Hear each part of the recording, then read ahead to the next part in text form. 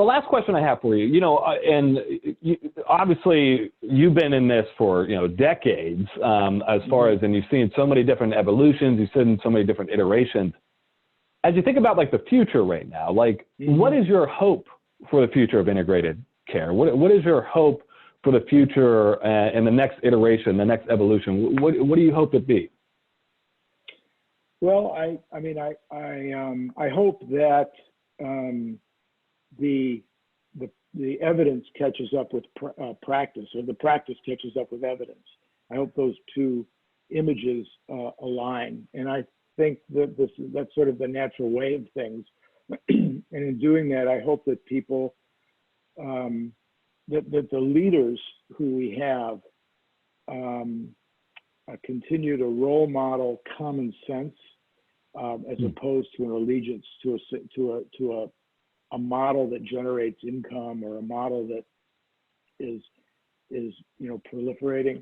I hope that those leaders and those role models and those quiet leaders develop the confidence and courage to ask questions in the way that they're doing, about what they're doing, and to compare the evidence that they have in their own practice to the existing data about usual care, even though it may not come from their own practice, to ask the question, what do we know about settings where we don't do this, and is this really different?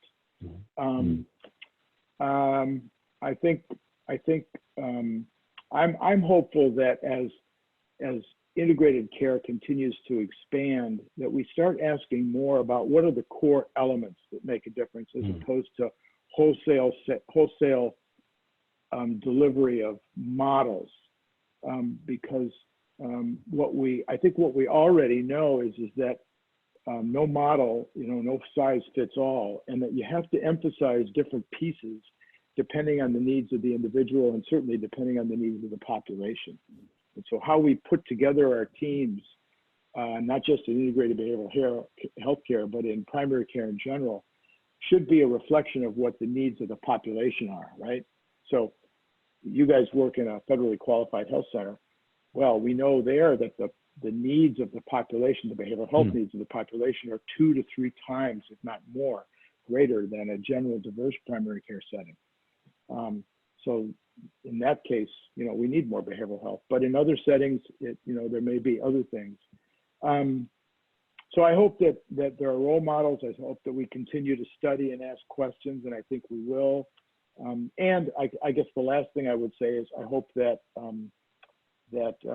healthcare reimbursement continues to integrate financial structures that better support integrated behavioral health. Amen. Amen. Well, cool. Larry, again, I can talk to you for days. So I just appreciate giving some time today, joining us on the PCBH Corner. And as I said, I do want to end on this, that, and again, Larry, sorry for putting this out there without you actually saying it. You're one of the most giving people I've ever met, as far as the knowledge and the responsiveness. And if people are watching this and they thought about before, like, hey, I have questions for Larry, I'd love to get his perspective, so reach out. And I think that's a commonality amongst CFHA. I think it's a commonality amongst STFM, that these organizations, the leaders in these fields, they are receptive. So definitely do that. But thank you again, Larry, for spending time with us today. We appreciate it. Well, thank you for having me. It's always good to spend time with you, David.